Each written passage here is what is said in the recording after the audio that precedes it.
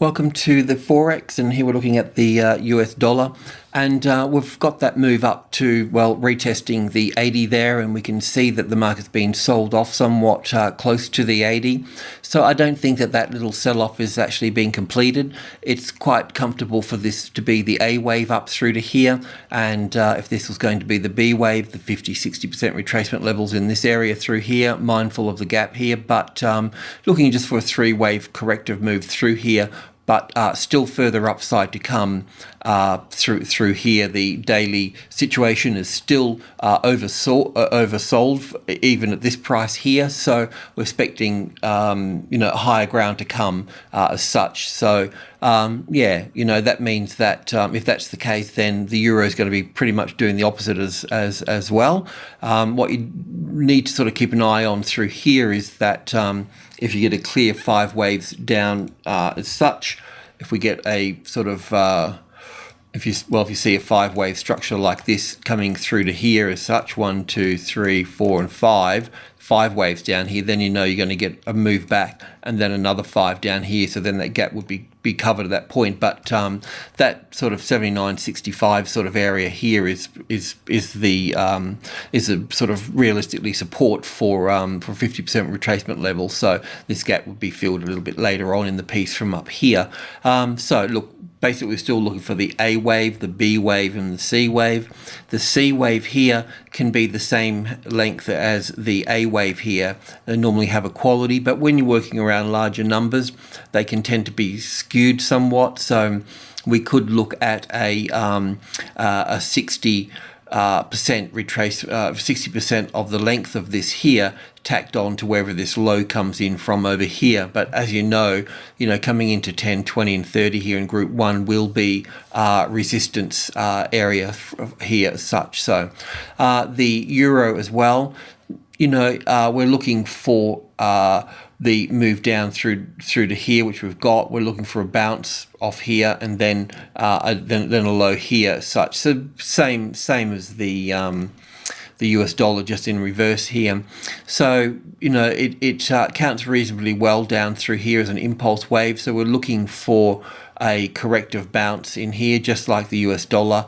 And this first leg up here, which is this one here, is being completed. So we're pulling back, which is this pullback here, and we're looking for a move up. It may not come all the way back up through to this point here, but we'll leave that there for the time being. But we are looking for 5 waves up in this next little leg here. So as you can see here from the low here, this move up here appears to be corrective. It's like an A and a B and a C wave. It's like it's in 3 waves here. So that means that we can class that as the A wave, the B wave coming back here, and would look for a C wave. Well, the B wave's always in 3 waves, so we may end up getting something like this here, as such as an A and a B and a C here before we see 5 waves up through to here, and then failing at that point through here. We just got to be careful if this market finds this 138 here as a resistance here, then that's the A, the B, and the C all wrapped up in here in a shallow retracement level, not being able to find support on top of group 1, which is the 3 here. So this would be the downside point here.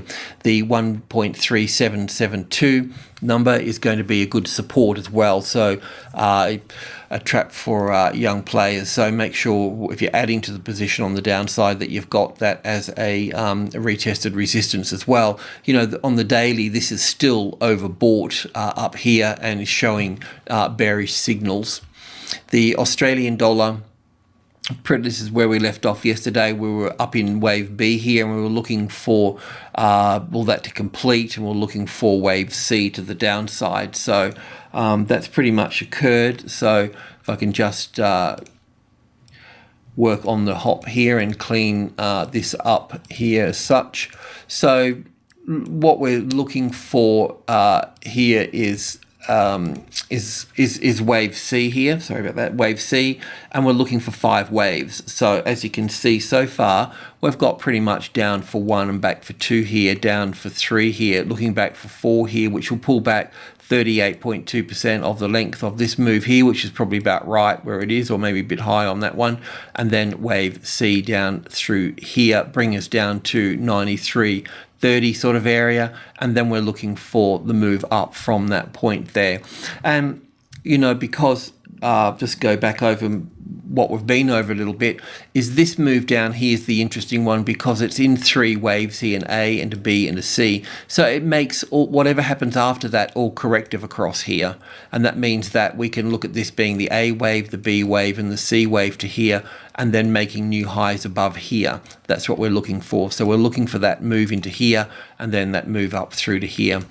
Yep, okay, that's it. So the Euro Australian, a bit of a dilemma here really, because just on the 1 hour chart, if you can pick the pick this thread up here, you know, we're looking for a low, and we were looking at this move up through here the other day, but this is in 1 hour. But if we look at it on the intraday, which we can in a moment, but it's quite clearly in three waves here.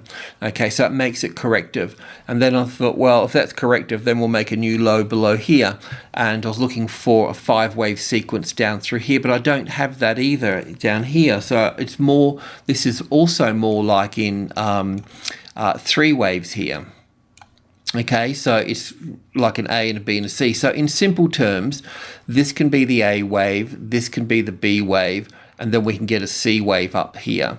Now this also, you know, the C wave's in 5 waves here, and we've got the top of the 3rd here, this would be the 4th here, and then the 5th up here, but it doesn't have to be a C wave either.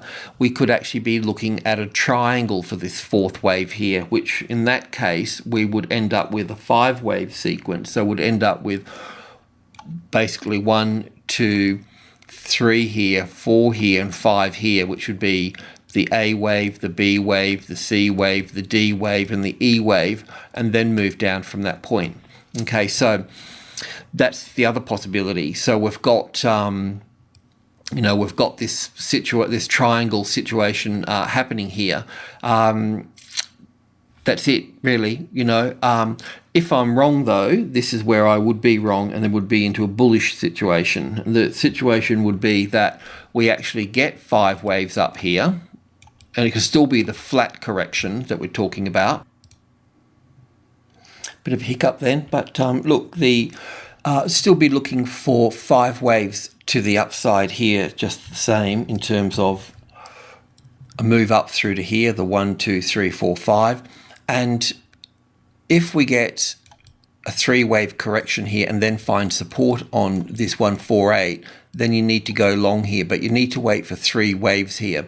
We'll either get that scenario, or we'll get from this high here, we'll get down for 1, 2, 3, 4, and 5, then the A, the B, and the C here, and then you'd be looking for a short trade from that point there. So they're the 2 scenarios that can go there. So it's pretty sort of simple, really, in terms of tracking that out through here. So this current wave 4 here would be pretty much at its 38.2 retracement level here. So if that sort of fails from here, as such here, you know, just sort of continues to move down below this top here, then you know that we've got a possible triangle pattern as a wave 4, larger wave 4 happening. So then we would be looking at 3 waves down here, then 3 waves back up here, and then we'd move down. So as I mentioned before, a triangle's got 5 waves, so it'd be the A, the B, the C, the D wave, and then the E wave here in 3 waves, and then we go down from that point. So anyway, you'll be able to sort of work it out. Alrighty, the pound yen and the euro yen, looking at the pound yen first here, look, not a lot of change here. On the daily, these markets can move up because they're oversold. However, we're on the daily chart here, as I mentioned yesterday, we're working through a possible best fit scenario triangle pattern here, and in this wave C that we're looking for here, we're still looking for further downside, but we can't really confirm that until the 170, the closest largest number, is the is the resistance there. So it's still, oh, sorry, yes, that's right, yeah. So we just got to see it break down from this particular point here, and it's not there at the moment. But as I mentioned, this is overbought, oversold on the daily, so we could see it snap back. And one of the signs of it snapping back and getting support is finding support on top of group 1 here. So normally the group 1 here support will get you to the 50, which has already done that and has done it here as well. So look, as long as it doesn't find that 170.20 as a retested resistance, then you can look at this market moving up from here. But it's not really a good looking trade, you know, and it's the same for the euro yen as well. In its triangle pattern as well. It's also into the oversold area through here, so it can push up from here. And I just sort of see us getting a little bit more of what we're already looking at here. Normally you get the opposite, but if it is a triangle through here, we've still got the D and the E here. I just don't know if the wave C here is completed. I would have expected normally a move down here further, but the 140 seems to be the main event there. So it's obviously going to start, it has been and will continue to skew any wave counts that we have a look at. So not a lot cooking there as well. So I think in most of the currencies as well is that pullback on the US dollar is the key. So looking at that pulling back into 79.60, 70 in there somewhere, and then picking up the thread from that particular point. So you still got half a session or at least before you'll get a move somewhere to look at. So you'll have time to settle into it. Alrighty, cheers.